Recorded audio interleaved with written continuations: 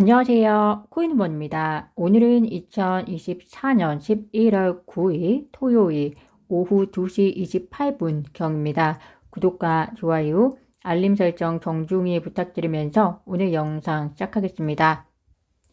공화당이 대통령 선거 승리에 이어서 연방 상하원에도 모두 다수당으로 올라설 것으로 예측된다라는 보도가 나왔습니다. 트럼프 당선과 함께 상원 선거에서는 공화당이 다수당을 차지했는데 하원마저 다수당을 차지할 가능성이 높아진 것으로 보입니다. 공화당의 연방 상하원 다수당 차지의 의미는 여러 가지가 있겠지만 트럼프 대통령의 정책이 지지를 강하게 받을 가능성과 함께 친암호화폐 정책이 펼쳐질 것이라는 기대를 암호화폐 투자자라면 누구나 해볼 수 있는데요. 그 중에 하나가 비트코인이 전략 자산으로서 미국 정부가 비축하느냐의 계획이 추진이 될 것이냐의 여부입니다. 트럼프 당선자는 비트코인을 통해서 미국 정부의 부채를 줄이겠다는 계획을 가지고 있었고, 방법적인 것 중에 하나로서 비트코인을 미국 정부의 전략적 자산으로서 비축하겠다라는 의지를 보여주었는데요. 특히나 와이오밍주 공화당 상원 의원 신시아 러미스는 해당 계획이 트럼프 정부에서 추진이 될 것이라는 강한 신념을 보이기도 했습니다. 비트코인을 미국 정부가 또다시 부채를 발행해서 매입을 하느냐, 그것은 아니고 기존 예산안을 가지고 비트코인을 매입하는 방법을 고려하고 있는 것으로 알려져 있는데요. 그럴 경우에 장단점이 있겠죠. 장점은 비트코인에 대한 수요가 증가하기 때문에 비트코인 가치가 올라가면서 투자자 입장에서는 좋은 투자 이익을 얻을 수 있는 반면에 단점은 정부의 공식적 자산이 되게 되면 탈중앙화 성격을 띤 비트코인의 행보가 모호해지면서 미국 정부의 컨트롤 안에서 비트코인이 움직일 수 있다라는 단점이 될 수 있을 것 같습니다. 무엇이 좋은가라는 면에 봐서는 사실은 정답이 딱히 있는 것은 아닙니다. 그렇지만 규제권 안에 들어가게 되면 변동성의 폭이 줄어드는 만큼 개인 투자자 입장에서는 일확천금의 기회는 사라지겠지만 투자 자산으로서 기회의 폭이 넓어지고 길어지는 장점이 더 많지 않을까 생각을 해보고요. 비트코인의 성장은 결국 알트코인의 성장에도 긍정적 영향을 주는 만큼 전 세계의 금융의 형평성이나 평등성에도 일정 부분 좋은 역할을 하지 않을까 생각을 해봅니다.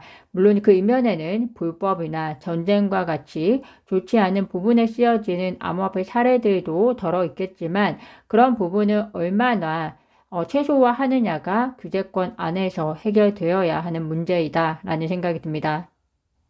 비트코인에 대한 기대로 트럼프 당선 이후에 어제는 2명의 고래 투자자가 1억 4,200만 달러, 하나로는 약 1,900억 원 상당의 비트코인을 매수했다는 소식입니다.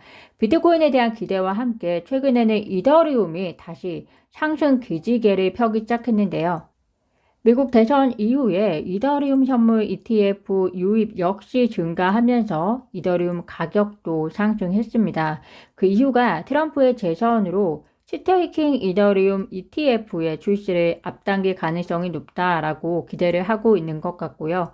선물 시장에서도 역시 미결제 약정 규모가 지난 8월에 80만 달러에서 130만 달러로 증가하면서 이더리움이 장기간의 박스권을 탈피하고 재기에 성공할 수 있을 것이라는 긍정적 기대감을 계속해서 시장은 가지고 있었다라고 볼 수 있을 것 같습니다.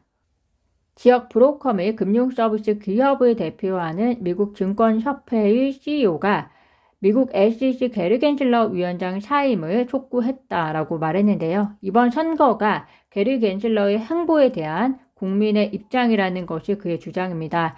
여러 명이 게리 겐슬러 후임으로 거론되고 있지만 오늘은 또 트럼프 대통령 당선인이 겐슬러 후임으로 월스트리트 변호사 리처드 팔리를 고려하고 있는 것으로 나타났다라고 전했는데요. 트럼프 대통령의 마음에 의한 미국 SEC 위원장 누가 될 것인지에 대한 변동성이 있기 때문에 이것은 쉽사리 현재로서는 추측하기는 어려운 부분이 있을 것이다 라는 생각이 듭니다. 오늘 리플에 대한 기사가 별로 없지만 그래도 그 중에서 가장 의미가 큰 것을 말씀드리면 리플 CEO 브래디 갈링하우스가 트럼프 행정부가 가지는 몇 가지 생각을 공유하고 싶다라고 하면서 X에 게재를 했습니다.